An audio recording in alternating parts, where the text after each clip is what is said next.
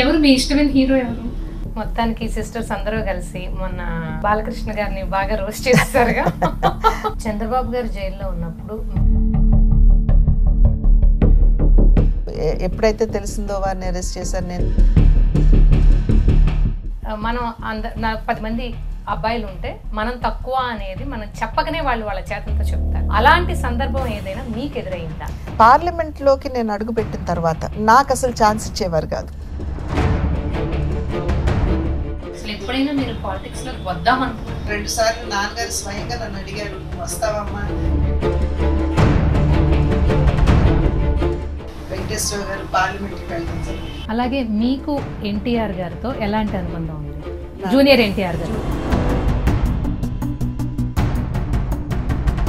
మిమ్మల్ని బీజేపీ నుంచి రిజైన్ చేస్తే మీరు కనుక ఆయనకి టికెట్ ఇస్తారు అన్న వార్త బయట బాగా వినపడింది, నిజమేనా అది? హలో అండి, నమస్తే. అమ్మా నమస్కారం. అవును, రామానాయుడు గారి ఫ్యామిలీ కూడా కారంచేడే కదా? అవును. మీకు వాళ్ళకి ఏమన్నా రిలేషన్ ఉందమ్మా?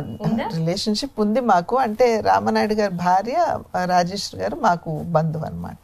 సో కలుస్తూ ఉంటారా ఎప్పుడన్నా? ఓ ఎస్, కలుస్తూ ఉంటాం. హైదరాబాద్ లో ఉంటారు ఫ్యామిలీ, కారంచేడులో ఉండరు, వారు హైదరాబాద్ లోనే ఉంటారు. రామానాయుడు గారు బ్రదర్ ఉండేవారు కారంచేడులో, ఆయన కూడా పరంపదించారు అనమాట. సో అప్పుడప్పుడు హైదరాబాద్ లో కలుస్తూ ఉంటాం. ఓకే. సో అందరూ బాగుంటారు, బాగా మాట్లాడతారు. Yes yes.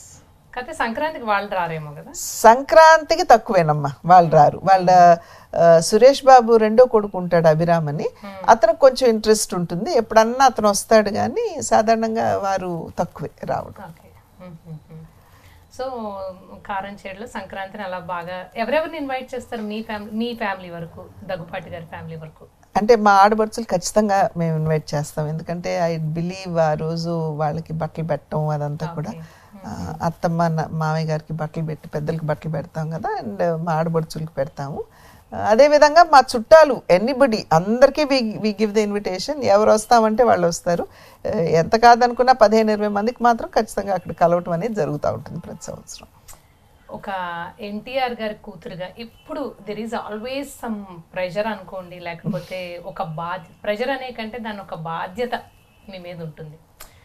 దాన్ని నిర్వర్తించడంలో మీకు ఎప్పుడైనా అంటే వచ్చే ఇబ్బందులు కానీ, లేకపోతే చాలాసార్లు సంతోషంగానే ఉండొచ్చు, అప్పుడప్పుడు మీరు ఇబ్బంది పడే సందర్భాలు కూడా ఉండుంటాయి, అలాంటివి ఏమైనా ఉన్నాయి?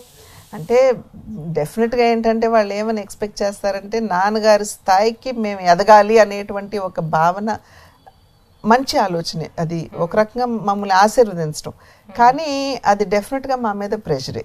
మొదట్లో నేను రాజకీయాల్లోకి వచ్చిన అదే ప్రజా జీవితంలోకి వచ్చిన కొత్తలో నాన్నగారు మాట్లాడే స్థాయి ఆ విధంగా మాట్లాడతానేమో అనేది ఒక ఎక్స్పెక్టేషను.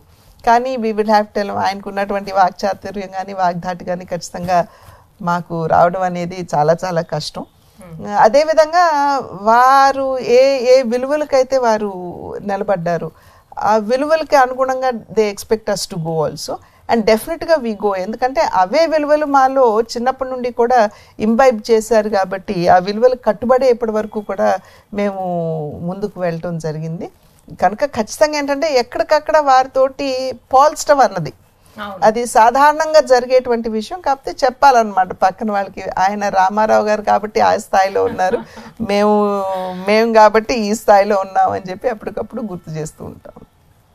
అలాగే మీరు ఇందాక చెప్పారు ఎవ్రీ సంక్రాంతికి మీ కారంచేడులో కలుస్తామని, అలాగే ఇటు ఎన్టీఆర్ గారి ఫ్యామిలీ అలా ఎప్పుడన్నా ఇయర్లీ వన్స్ కలవడం కానీ, లేకపోతే ఇలాంటి అకేషన్స్ ఏమైనా ఉంటాయా? నో, ఫ్యామిలీ ఒకేషన్స్ ఉన్నప్పుడు ఖచ్చితంగా మేము అందరం కూడా కలవడం జరుగుతుంది. రీసెంట్ గా కూడా కలిసాము. ఎస్. సో ఆ రకంగా ఒకేషన్స్ క్రియేట్ చేసుకోవటంలో ఉంటుంది, అది క్రియేట్ అవుతానే ఉంటాయి, మేము కలుస్తానే ఉంటాం. అండ్ ఆఫ్ కోర్స్ పెళ్ళిళ్ళు అంటే ఇంకా చెప్పనవసరం లేదు, బయట వాళ్ళని పిలిచినా పిలవకపోయినా మా కుటుంబమే చాలా మంది ఉంటాం కాబట్టి ఏదైనా ఒక ఒకేజన్ డెఫినెట్గా మా ఫ్యామిలీ తోటి మేము పెట్టుకుంటాం, సో దట్ అందరం కూడా కొంచెం కలివిడిగా ఉండొచ్చు అని. మొత్తానికి సిస్టర్స్ అందరూ కలిసి మొన్న బాలకృష్ణ గారిని బాగా రోస్ట్ చేస్తారుగా. అంటే ఆయన అందరినీ అన్స్టాపబుల్ మాధ్యమంగా ఏడిపిస్తుంటారు కదా, మేము ఒక ప్రయత్నం చేసాం అంతే. ప్రయత్నం బాగా సక్సెస్ అయ్యారు. Thank you. సో అలాంటివన్నీ బాగా ఎంజాయ్ Oh, చేస్తారు. yes. ఎవరు కూడా అన్ని చాలా స్పోర్టివ్ గా తీసుకునేటువంటి ఆలోచనే ఉంటుంది అందరికి. సో అందుకనే ఎటువంటి పొరపచ్చులు లేకుండా ఇప్పటి వరకు కూడా అందరం కలిసే మేము ముందుకు వెళ్తున్నాం. ఇంకా మీ మెమరీస్ బాలకృష్ణ గారితో కానివ్వండి, భువనేశ్వర్ గారితో కానివ్వండి, లేకపోతే of course there was bit of gap between you and your sister. ఇప్పుడంతా ఓకే అనుకుంటా కదా? It's all well. సో ఎప్పుడన్నా మీ సిస్టర్ టాక్ అనగానే ఏం జరుగుతుంది మామూలుగా? ఏం మాట్లాడుకుంటారు మీరు కలవగానే? బయట చెప్పేది కాదు కదమ్మా. చెప్పండి. సాధారణంగా ఏముండదు, పిల్లల గురించి మాట్లాడుకోవటం ఇటువంటి విషయాలు. ఎందుకంటే వయసుతో పాటుగా కూడా టాపిక్స్ మారుతూ ఉంటాయి. సో ఇప్పుడు మేము ఎప్పుడన్నా కలిసినట్లయితే మీ అబ్బాయి ఏంటి, మా అమ్మాయి ఏంటి, మనవాళ్ళు ఏంటి, మనవరాళ్ళు ఏంటి, అల్లుడు ఏంటి, కోళ్ళు ఏంటి, ఈ రకంగా మాట్లాడుకోవటం అనేది జరుగుతూ ఉంటుంది అనమాట, సిస్టర్స్ మాత్రమే కలిసినప్పుడు. సజెషన్స్ ఇచ్చుకుంటూ ఉంటారు. ఓ ఎస్, ఇట్లా చేస్తే బాగుంటుంది, అట్లా చేస్తే బాగుంటుంది అనేది. అంటే it depends on the occasion అమ్మ. మాటల సందర్భంగా ఏమన్నా ఇది ఉంది, ఈ విషయం వచ్చింది, లేకపోతే ఈ ఒకేజన్ వచ్చింది అని అనుకున్నప్పుడు ఇలా కాదు కదా, అలా చేస్తే బాగుంటుందేమో, ఆలోచించుకోండి అనేది. అంటే అభిప్రాయాలు రుద్దే ప్రయత్నం కన్నా కూడా సజెస్టివ్గా చెప్పడం అనేది సాధారణంగా చేస్తూ ఉంటాం అన్నమాట. యాక్చువల్గా చెప్పాలంటే మీ ఎన్టీ రామారావు గారి కూతుళ్ళు అయినప్పటికీ మీ తెలుగుకి భువనేశ్వర్ గారి తెలుగుకి చాలా డిఫరెన్స్ ఉంటుంది. ఆవిడ ఇబ్బంది పడతారు తెలుగు. ఎందుకని ఆ డిఫరెన్స్ ఎందుకు వచ్చింది? నాకు తెలియదమ్మా, ఇద్దరం కూడా ఒకే రకంగా చదివాము. మా ఇద్దరికి కూడా ఒకే తెలుగు మాస్టర్ ఉండేవారు. నాన్నగారు స్కూల్లో మాకు మిషనరీ స్కూల్ కాబట్టి English was the medium of instruction. మాకు ఇంగ్లీష్ మేము నేర్చుకున్నాం. అండ్ హిందీ నేషనల్ లాంగ్వేజ్ కాబట్టి, జాతీయ భాష కాబట్టి వారు ఏం చేశారంటే హిందీ సెకండ్ లాంగ్వేజ్గా స్కూల్లో తీసుకోమని చెప్పి మాకు ఇచ్చినటువంటి గైడెన్స్. మేమందరం కూడా హిందీ తీసుకున్నాం కాబట్టి మా అందరికీ కొంచెం హిందీ కూడా మాట్లాడటం వస్తుంది.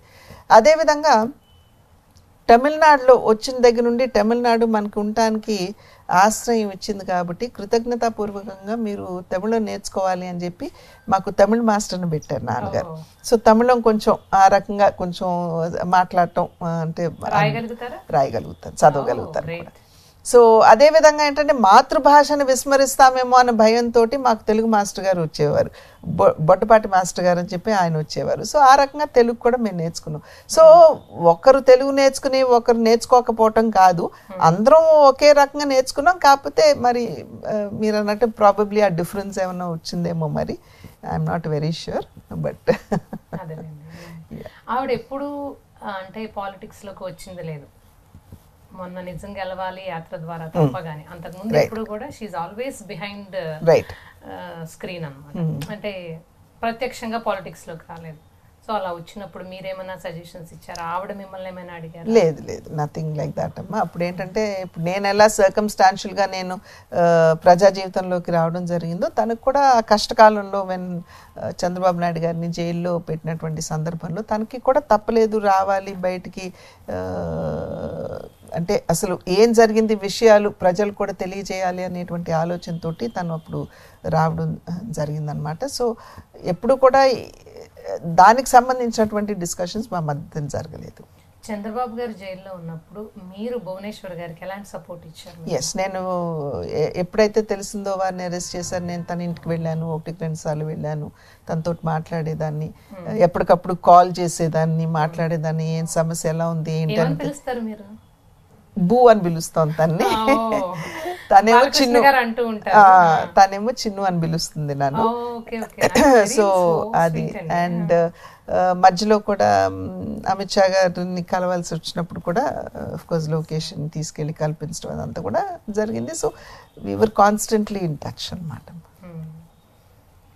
మిగిలిన అందరూ ఏమని పిలుస్తారు? బాలకృష్ణ గారు ఏమని పిలుస్తారు? నన్న అక్క అంటాడు. అక్క. సో ఆవిడని బూ అని పిలుస్తారు అందరూ చాలా వరకు కూడా బూ అంటారు. తనకంటే చిన్నవాళ్ళు అంటే బూనక్క అని పిలుస్తారు అనమాట. సో నన్నేమో చిన్నక్క అని చిన్నవాళ్ళు పిలుస్తారు, పెద్దవాళ్ళు చిన్నమ్మ అని పిలుస్తారు. ఇప్పుడు బాలకృష్ణ గారి పిల్లలు ఏమని పిలుస్తారు మిమ్మల్ని? చిన్నత్త. చిన్నత్త అంటారు. ఓకే. లోకేష్ గారు ఏమని పిలుస్తారు? చిన్న మమ్మీ అనేవాడు. ఇప్పుడు కొంచెం పాలిటిక్స్ లోకి వచ్చిన తర్వాత పెద్దమ్మ అని పిలుస్తాడు.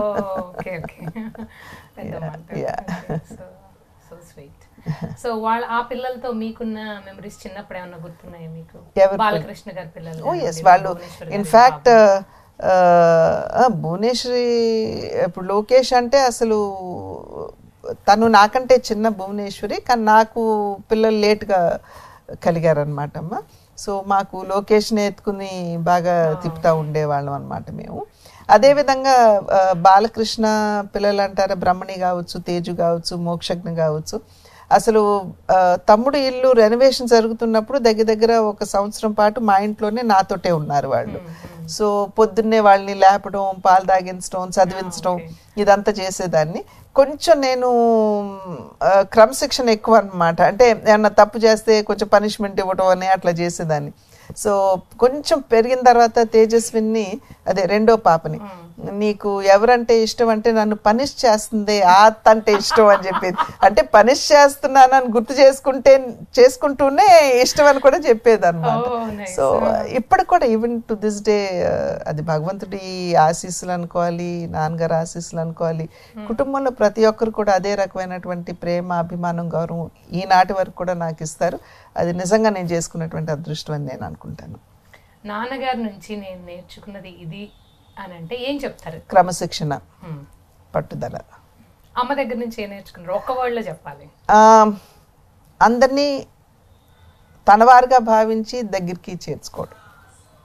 అలాగే ఎన్టీఆర్ గారి కూతురైనా లేకపోతే any women in this world గడప దాటి బయట పెట్టారు అంటే ఏదో ఒక సందర్భంలో మనం ఏదో ఒక రకంగా డిస్క్రిమినేషన్ని, ఒక రకమైన మనం 10 మంది అబ్బాయిలు ఉంటే మనం తక్కువ అనేది మనం చెప్పకనే వాళ్ళు వాళ్ళ చేతులతో చెప్తారు. అలాంటి సందర్భం ఏదైనా మీకు ఎదురైందా? సందర్భం అంటే అటువంటి మనం అంటే నోయింగ్లీ ఆర్ అన్నోయింగ్లీ మనం ఫేస్ చేసి ఉంటాము. నేను I cannot pin point and say పలానా ఇన్సిడెంట్ మాధ్యమంగా నేను ఆ డిస్క్రిమినేషన్ ఫేస్ చేశాను అని నేను చెప్పలేకపోయినా, ఎక్కడైనా సరే నేను ఏదైనా చెప్పాలి అని అనుకున్నా, చెయ్యాలి అని అనుకున్నా, ఐ డూ ఇట్.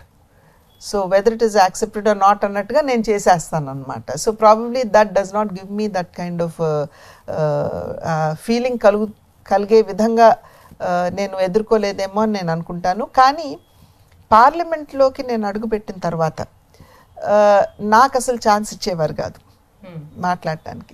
ఎందుకంటే సౌత్ ఇండియన్స్ అంటేనే ఒకలాంటి అదన్న అనాలా, లేకపోతే కొత్తగా వచ్చింది తినే మాట్లాడుతుంది అన, లేకపోతే ఆ అవతల పలానా వ్యక్తి ఇంకా బ్రహ్మాండంగా మాట్లాడతాడు కదా, తినికేంట్లే ఇచ్చేది, చూద్దాంలే తర్వాతలే అన్నట్టు ఒక ధోరణ. మరి అర్థం కాదు, కానీ ఇచ్చేవారు కాదు.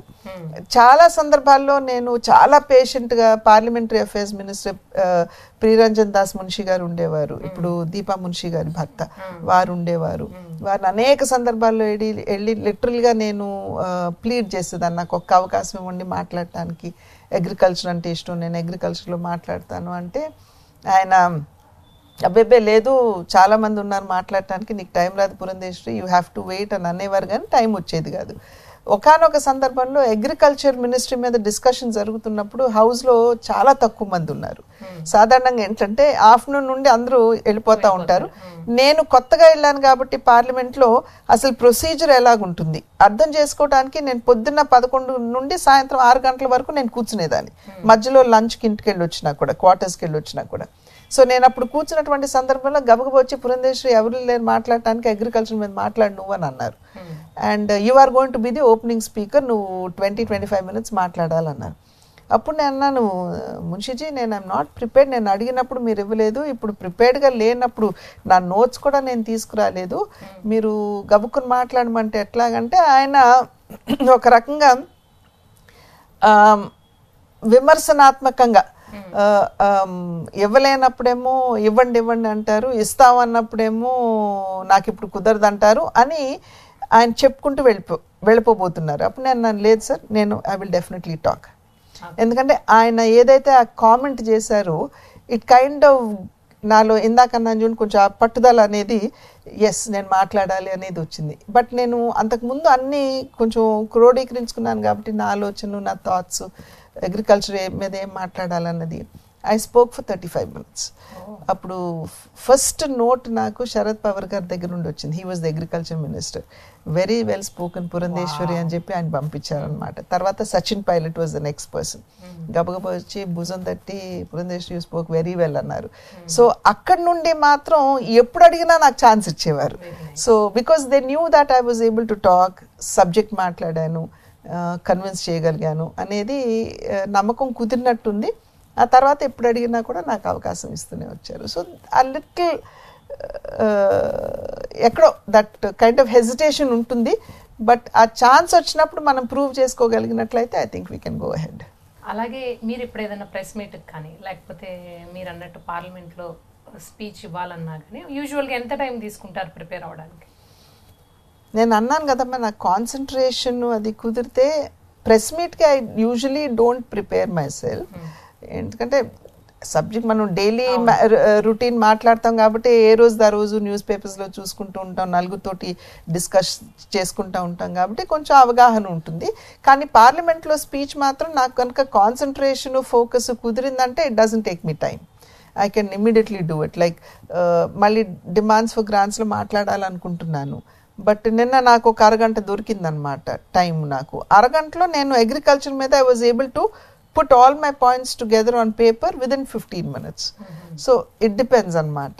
బట్ ఎస్ పార్లమెంట్లో మాట్లాడాలంటే డెఫినెట్గా ప్రిపరేషన్ అవసరం. నేను ఎక్కువ లైబ్రరీకి వెళ్ళేదాన్ని అనమాట, వెళ్ళి అక్కడ కూర్చుని అక్కడ నుండి నోట్స్ అవి తీసుకునేదాన్ని. సో కొన్ని 3-4 days ప్రిపరేషన్ అంతకుముందు చేసుకునేదాన్ని. ఇప్పుడు కొంచెం మనకి తెలుసు కాబట్టి ఎట్లా చేసుకోవాలో in about day and half I can prepare for my parliament. అవును, నాకు చిన్న డౌట్ అండి. పార్లమెంట్లో సౌత్ పొలిటీషియన్స్ కానివ్వండి, సౌత్ ఎంపీస్ అంటే ఏమన్నా చిన్నగా చూస్తారా, తక్కువగా చూస్తారా? అట్లాగే ఉండదమ్మా. ఇప్పుడు కాకపోవచ్చు, ఒకప్పుడు ఏమైనా ఉండేదా? ఇది వరకు ఉండేది, నార్త్ సౌత్ డివైడ్ ఉండేది అని చెప్పేవారు. కానీ నేనైతే ఎప్పుడు ఆ రకమైనటువంటి డివైడ్ ఫేస్ చేయలేదు. Only the thing whether she can speak or not అనేది ఆ అంశం మీదే కొంచెం మీమాంస. బట్ వన్స్ అది క్లియర్ అయిన తర్వాత డెఫినెట్గా నాకు ఇవ్వాల్సినటువంటి ప్రోత్సాహం ఇవ్వడం జరిగింది. అండ్ ఇన్ఫ్యాక్ట్ నేను ఆ రకమైనటువంటి ఇంటర్వెన్షన్స్ పార్లమెంట్లో చేశాను కాబట్టి మన్మోహన్ సింగ్ గారు కూడా గుర్తించడం కూడా జరిగింది. ఇన్ఫ్యాక్ట్ గుర్తించడం కూడా ఇది గొప్పతనమే అని చెప్పి అనాలి. I'm indebted to Manmohan Singh garu for having given me the opportunity. But ఇప్పుడైతే కనుక ఆ రకమైనది ఏమి లేదు. ఇప్పుడు నేనున్నాను అనుకోండి, సాధారణంగా నార్త్ ఎంపీస్తో నేను హిందీలో మాట్లాడతాను, అండ్ అదే తమిళనాడు నుండి వచ్చినటువంటి ఎంపీస్ అయితే నేను నార్మల్లో మాట్లాడేస్తాను. So they all just own me up అనమాట. ఇంకా హిందీ మాట్లాడగలుగుతాను, మాట్లాడగలదు అనేటువంటిది ఆ ఓనర్షిప్ వస్తుంది. So God has been kind. పైగా మీకు ఆకట్టుకునే లాగా మీరు మాట్లాడతారు, చాలా బాగా మాట్లాడతారు. ఒక మాటలో చెప్పాలని చాలా బాగా మాట్లాడతారు. ఇంకొకటి, ఇప్పటి వరకు తెలుగు రాష్ట్రాల్లో చూసుకుంటే పాలిటిక్స్లోకి వచ్చే మహిళల మీద పెద్ద గౌరవం ఉండదు, వచ్చిన వాళ్ళకి గుర్తింపు ఉండదు. ఎనీ పొలిటికల్ పార్టీ, నేను ఒక పొలిటికల్ పార్టీ గురించి మాట్లాడట్లేదు. సో అలా బయటికి వచ్చే వాళ్ళకి లేకపోతే రాజకీయాల్లో గుర్తింపు తెచ్చుకోవాలి అనుకునే లేడీస్కి మీరిచ్చే సలహా ఏంటి? Definitely it's lot of hard work. And ఇందాక అన్నట్లుగా గౌరవం ఇవ్వరు అని అంటే ఎందుకు ఇవ్వరు? మనం ఏ విధంగా మనం ప్రెజెంట్ చేసుకుంటాం, కట్టుబొట్టు కావచ్చు, మనం మాట్లాడే తీరు కావచ్చు, ఇవన్నీ కూడా ఇట్ మ్యాటర్స్. అవన్నీ సవ్యంగా ఉన్నట్లయితే డెఫినెట్గా గౌరవం కూడా బాగానే వస్తుంది. అట్ ద సేమ్ టైం పార్లమెంట్లో మనం ఏ విధంగా ప్రిపేర్ అయి వెళ్తున్నాం, ఏ అంశం మీదైనా సరే మనం మాట్లాడాలి అని అనుకుంటే విత్ ఫ్యాక్ట్స్ అండ్ ఫిగర్స్ మనం సవ్యంగా గట్టిగా మన ఆలోచన గట్టిగా మనం పెట్టగలిగితే, నేను ఇందాకన్నా చూడండి రికగ్నిషన్ ఆటోమేటిక్ వస్తుంది. వాళ్ళే వచ్చి అడుగుతారు, రేపు ఈ డిస్కషన్ ఉంది నువ్వు పాల్గొంటావా అని చెప్పి వాళ్ళే అడగడం జరుగుతుంది. కనుక మన వ్యవహార శైలి, అండ్ మనం ఏ రకంగా అందరినీ గౌరవిస్తున్నాం అనేటువంటి అంశం, and at the same time how you prepare your self to present your self in parliament, ఇవన్నీ ఖచ్చితంగా ఉంటే బాగుంటుంది. ఈ మధ్యనే నారీ శక్తి అధినియం పాస్ చేసుకోవడం జరిగింది. 33% రిజర్వేషన్ ఉమెన్కి పార్లమెంట్లో అసెంబ్లీలో ఖచ్చితంగా ఇవ్వాల్సినటువంటి పరిస్థితి వస్తుంది. మరి మహిళా శక్తి ముందుకు రావాల్సిందే కదా. దానిపై మీ అభిప్రాయం ఏంటి? నిజంగా మహిళలకి 33% రిజర్వేషన్ ఇవ్వాలంటారా? అంటే ఆల్రెడీ మనకి ఉన్న రిజర్వేషన్స్ని మిస్యూజ్ చేస్తున్నాము అనే ఆలోచన, అంటే మిస్యూజ్ కావట్లేదు అని చెప్పి నేను అన్నా కూడా అది సత్యం కాకుండా ఉంటుందమ్మా. But at the same time మీరు గమనించినట్టు the flip side of the coin, చాలా మంది మహిళలు, ఇళ్ల వరకే పరిమితమైనటువంటి మహిళలు ఇవాళ ధైర్యంగా బయటకు వచ్చి మాట్లాడగలుగుతున్నారు. ఆ లీడర్షిప్ కూడా వాళ్ళకి రావడం జరిగింది. That is because of the reservation. మన 73rd 74th అమెండ్మెంట్ మాధ్యమంగా స్థానిక సంస్థలు ఇచ్చినటువంటి రిజర్వేషన్స్ వలన ఇవాళ పార్లమెంట్లోనూ అదేవిధంగా అసెంబ్లీలో కూడా మహిళలు రావాలి. అంటే నాట్ ఓన్లీ కింద లెవెల్, పై లెవెల్లో కూడా మహిళలు రావాలి. మల్టీ టాస్కింగ్ అన్నది మహిళల్లో ఇన్నేట్గా ఉంటుంది. కార్యేషు దాసి కర్ణేషు మంత్రి భోజేషు మాత శైలేషు రమ్మ రూపేచ లక్ష్మి షట్కర్మ యుక్తి క్షమతాధరిత్రి కులధర్మ పత్ని అని ఊరికిన అనలేదు కదా. ఇన్ని బాధ్యతలు, ఒక తల్లిగా, ఒక మంత్రిగా, ఒక బిడ్డగా, అన్ని బాధ్యతలు కూడా బాధ్యతాయుతంగా నిర్వర్తించగల సామర్థ్యం ఒక మహిళలోనే ఉందని మన పూర్వీకులు చెప్పినటువంటి మాట. ఇదే మాట పురుషుల గురించి చెప్పలేదు. కనుక ఆ ఇన్నేట్ క్వాలిటీ మహిళలో ఉంది. దాన్ని ఇప్పుడు మనం పదును పెడుతూ మన ముందు తీసుకొస్తున్నాం అంతే. కనుక మహిళలు ఖచ్చితంగా వారికి అవకాశం లభించినట్లయితే చాలా సెన్సిటివ్గా స్పందించగలరు. ఇన్ఫ్యాక్ట్ ఒక లేబర్ ఆర్గనైజేషన్ స్టడీ అవుతుంది, women are brought to seats of power, there will be lesser corruption and there will be more sensitivity అని అన్నారు. సో డెఫినెట్గా మహిళలు అద్భుతంగా రాణించగలమని చెప్పి నేను మీకు రాజకీయాల్లో గురువు ఎవరు అంటే ఏం చెప్తారు? నేను అన్నాను కదమ్మా, ఎటువంటి అంటే సడన్ గా రావడం జరిగింది. సో నాకు గురువు వీరు అని చెప్పి చెప్పలేను. కానీ డెఫినెట్గా ఏంటంటే అవినీతికి అతీతంగా మనకు వచ్చేటువంటి అధికారం ఏదైతే ఉంటుందో, విజయం ఏదైతే ఉంటుందో, దాన్ని మన స్వలాభాపేక్ష కన్నా కూడా సేవా మాధ్యమంగా వినియోగించవచ్చు అని మా తండ్రి గారు నిరూపించారు. సెల్ఫ్లెస్గా అన్ని రకాలుగా కూడా సమాజంలో అట్టడుగు ఉన్నటువంటి వారందరికీ నిజమైన సంక్షేమం అందించింది sir. So that is a big, నాకు ఒక guiding light and guiding force అని నేను అనిపించు. అదేవిధంగా ఏమైనా చెయ్యాలి అనుకుంటే నీకు కనుక నమ్మకం ఉన్నట్లయితే కనుక నువ్వు దాన్ని చివరి వరకు కూడా నువ్వు తీసుకెళ్ళగలిగితే నువ్వు సాధించగలవు అనేది కూడా నేను వారి నుండి చూసి నేర్చుకుంటే. అండ్ ఆఫ్ కోర్స్ అవినీతికి అతీతంగా ప్రజా జీవితంలో నా భర్తను కూడా నేను చూడడం జరిగింది. So I think these are the lessons that I have learned from all of them. If you want to relive one moment from your life, what that would be? There are so many moments. My father tho I would want to live so much. My mother tho I would want to live so much. My husband tho I would like to revisit so many. My siblings tho I would want to live some. So I cannot pinpoint any one. I have cherished moments with all of them.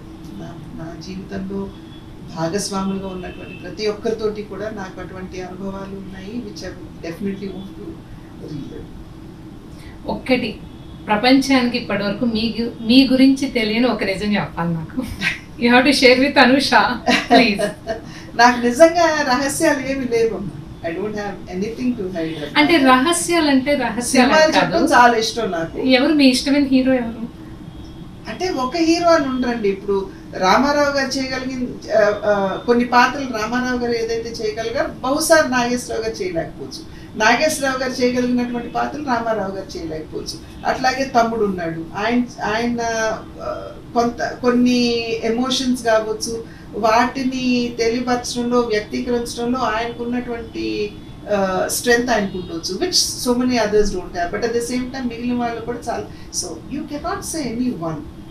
So సినిమాలు బాగా చూస్తారు? నాకు ఇష్టం. ఈ మధ్య కాలంలో సమయం దొరకటం లేదు కానీ నాకు. డాకు మహారాజ్ చూసారు కదా? డాకు మహారాజ్ చూసాను. ఓటీటీలో వచ్చింది కదమ్మా. దాని మీద మీమ్స్ కూడా బాగా వస్తున్నాయి తెలుసు. మీరు సినిమాకి వెళ్ళి సినిమా చూస్తుంటే దబిడి దిబిడి సాంగ్ ఉంది చూసారు, అసలు దానికి ఏదో మీరు ఎక్స్ప్రెషన్స్ ఇలా పెట్టినట్టు అలా పెట్టారు, నిజమేనా అది? ఏమో నాకు ఎక్స్ప్రెషన్స్ నేను ఎలా పెట్టాను నాకు తెలియదు కానీ సరే సాంగ్ చూసి మీ ఒపీనియన్ చెప్పండి. ఏదైనా సరే ఇవన్నీ ఆల్ ద 9 ఎమోషన్స్ కలబోస్తేనే మూవీ ఒక మూవీ హిట్ కాగలదు. అది కూడా సరైనటువంటి ప్రపోర్షన్స్ లో ఉండాలి. సో ఐ థింక్ అన్ని ఎమోషన్స్ కూడా ఆ సినిమాలో ప్రపోర్షనట్ గానే ఉన్నాయని చెప్పి ఆ రోజు ఐ థింక్ పండుగ ఫ్యామిలీ అందరం కలిసి చూస్తాం. మిమ్మల్ని మీరు ఒక్క మాటలో చెప్పాలంటే ఎలా చెప్పుకుంటారు? పురంధేశ్వరి. అంతేనా? వాట్ ఈస్ పురంధరేశ్వరి అంటే? Everybody knows what Purandeswari is. మీరు మీలో మీకు నచ్చేది ఏంటి? నేను అసెస్ చేసుకునేది కాదు కదమ్మా, బయట నాతో సంబంధం అనుబంధం ఉన్నటువంటి వాళ్ళు తనలో నాకు ఈ క్వాలిటీ నచ్చుతుంది అని వాళ్ళు చెప్పాలి. నేనేమని చెప్తాను, అందుకనే అసెట్ పురంధేశ్వరి. అలాగే మీరు కూచిపూడి నాట్యం నేర్చుకున్నారు కదా, సో ఈ మధ్య కాలంలో ఎప్పుడన్నా ప్రాక్టీస్ చేశారు? లేదా ఇప్పుడు లాస్ట్ ఎప్పుడు చేశారు మీరు? ఐ థింక్ సిలికాన్ ఆంధ్ర వాళ్ళు కూచిపూడి ఫెస్ట్ ఏదో చేసినట్టున్నారు కదా, చేసేవారు. అక్కడ ఆ స్టేజ్ మీద నన్ను ఆపేసి నా చేత ఒక జతి ఇచ్చారు అన్నమాట. So that was the last. NTR గారి గురించి తెలియంది ఏదైనా ఒక్కటి ప్రజలకు తెలియంది కానీ ఏదో ఇష్టంగా తినేదో లేకపోతే ఇష్టంగా చేసే పను ఏదన్నా ఒకటి ఉంటే నాతో షేర్ చేసుకోండి. భోజన ప్రియుల అందరికీ తెలుసు, కానీ వారికి ఒక సెట్ ప్యాటర్న్ ఉండేది. ఆయన ఈ మధ్య కాలంలో మనం చాలా వింటూ ఉంటాం హై ప్రోటీన్ డైట్ అని, ఆ రకంగా మనం వింటూ ఉంటాం. కానీ ఇప్పుడు నేను వెనుదిరిగి చూసుకున్నట్లయితే బహుశా నాన్నగారు మరి తెలుసో తెలియకో ఆ రకమైనటువంటి డైట్ ఫాలో అయ్యారేమో అని నేను అనుకుంటాను. ఎందుకంటే కొన్ని రోజులు ఒక 2-3 నెలల వరకు ఒట్టి చికెన్ తీసుకునేవారు. అది బ్రేక్ఫాస్ట్ కావచ్చు, లంచ్ కావచ్చు, డిన్నర్ కావచ్చు, ఓన్లీ చికెన్ ఉండేది అనమాట. అది కూడా అమ్మ టిక్కా లాగా చేసి, తండూరి చికెన్ లాగా చేసి, కొంచెం నూనె అది ఎక్కువ లేకుండా ఆ రకంగా నాన్నగారు చేసి పెట్టేవారు. 3 నెలలు 2 నెలలు 3 నెలలు అయిన తర్వాత షూటింగ్కి వెళ్తూ ఎప్పుడు అమ్మ కార్ దాకా, అంటే మరీ కార్ దాకా కాకపోయినా ఆ గడప దాకా వెళ్ళేవారు అనమాట వెంట. అక్కడ నుండి నాన్నగారు ముందుకు వెళ్ళేవారు.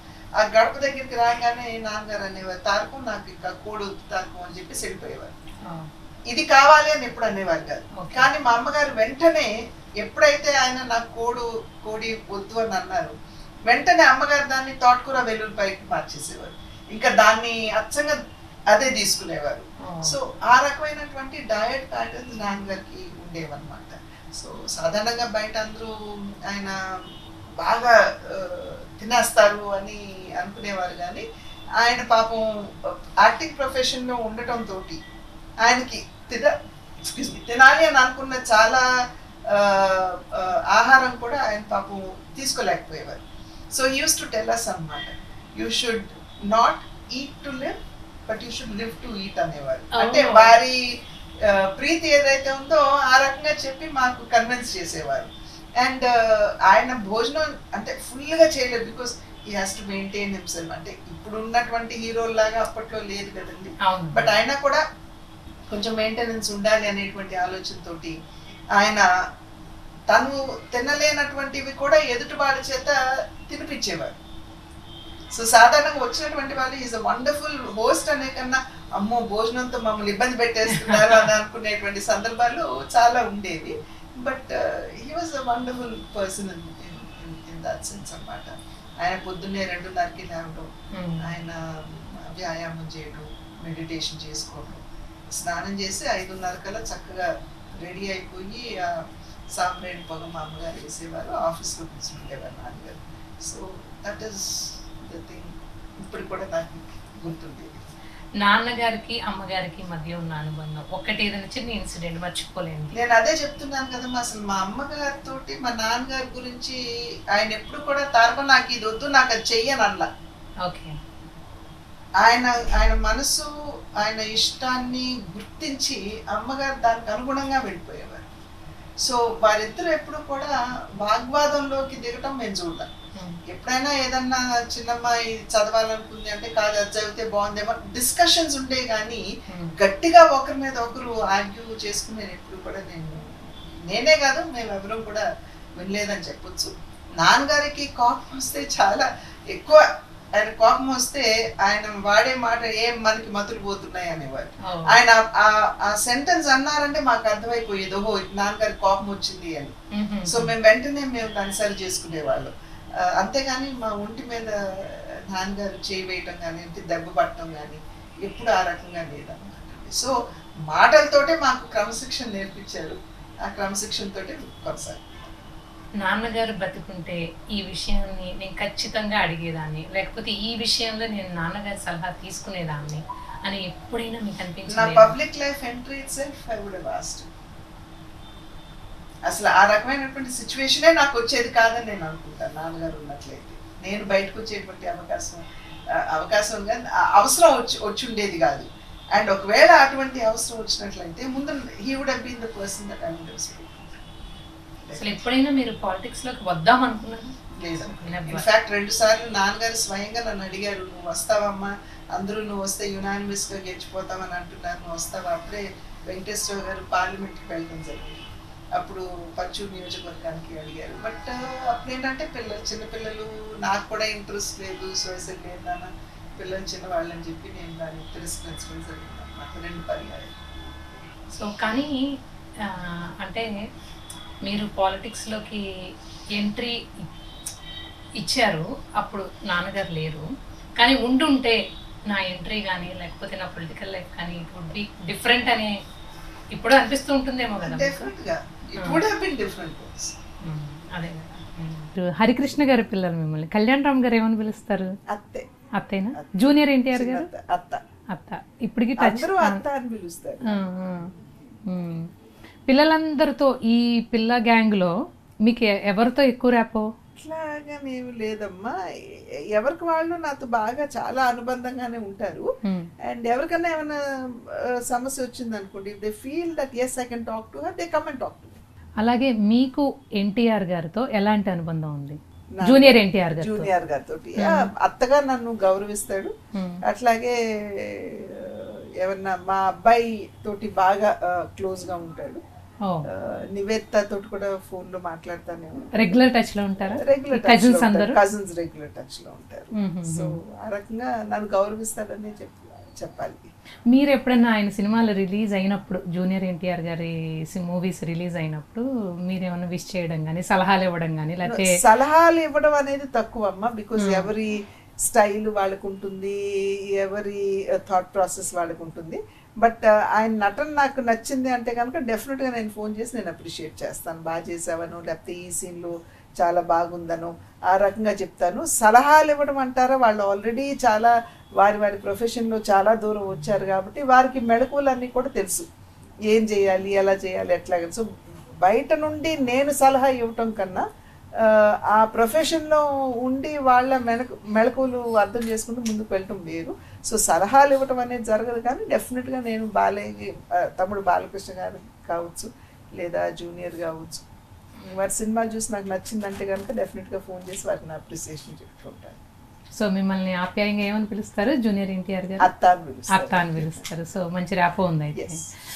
అలాగే ఇప్పుడు ఎన్టీఆర్ నట వారసులుగా వాళ్ళ నటనను చూసినప్పుడు బాలకృష్ణ గారిని కానివ్వండి, కళ్యాణ్ రామ్ గారిని కానివ్వండి, లేకపోతే జూనియర్ ఎన్టీఆర్ గారిని చూసినప్పుడు ఏమనిపిస్తుంది? మీరు they are up to the mark అనిపిస్తుందా, లేకపోతే ఇంకా బాగా చెయ్యాలి అనిపిస్తుందా, సో అనిపిస్తుందా? What do you say? ఎవరికి ఉండే టాలెంట్ వాళ్ళకు ఉంటుందండి. రాముడు, కృష్ణుడు, రావణాసురుడు, దుర్యోధనుడు అంటే నాన్నగారికి ఉన్నటువంటి రాజసం వేరు.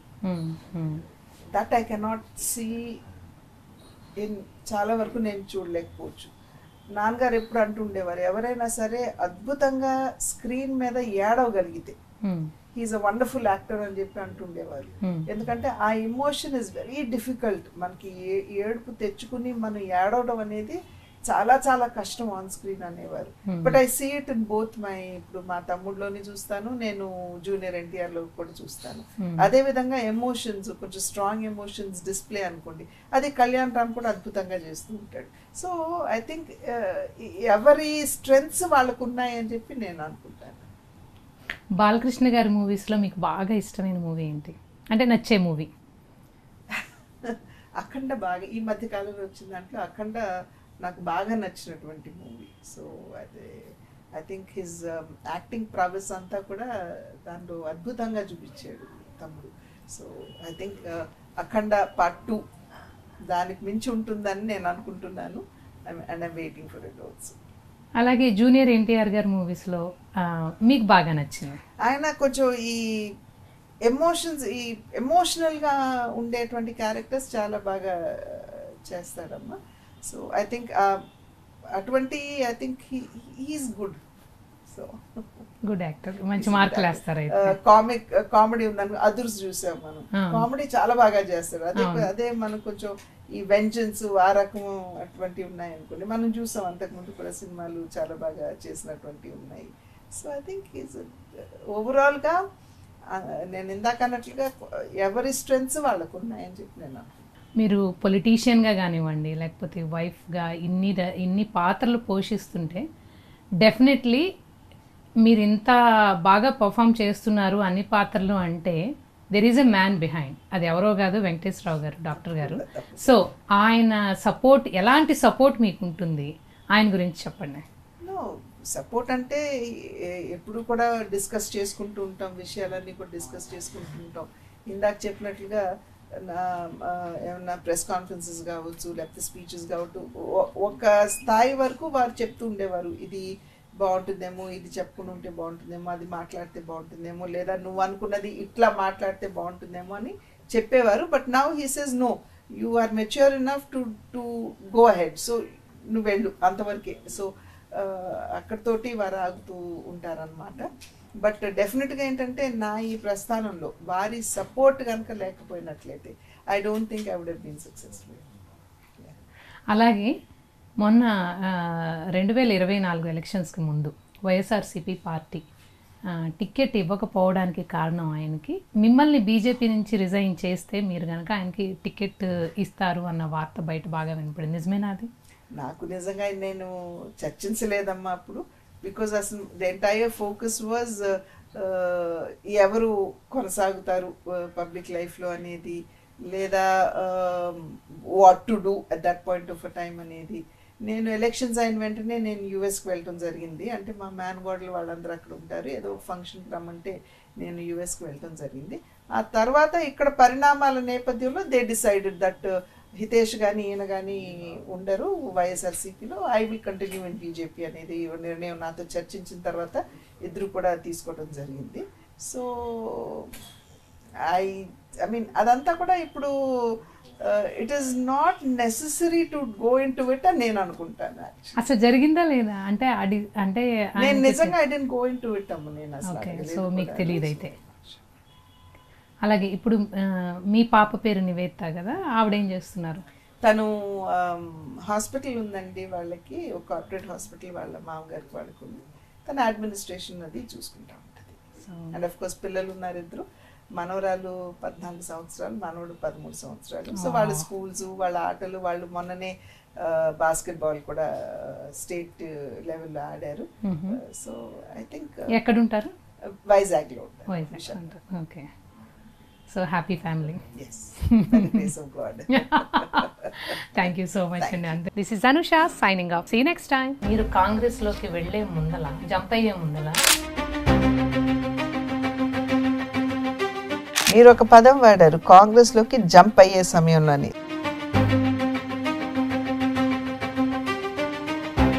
దేనికి కూడా విఘాతం కల్పించే విధంగా నేనైతే వ్యవహరించలేదమ్మా.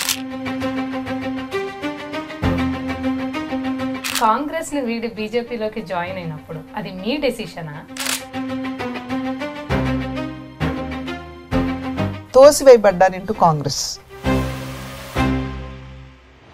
ఒక జాతీయ పార్టీలోకి రావాలంటే only 2 options, Congress or Bharatiya Janata party.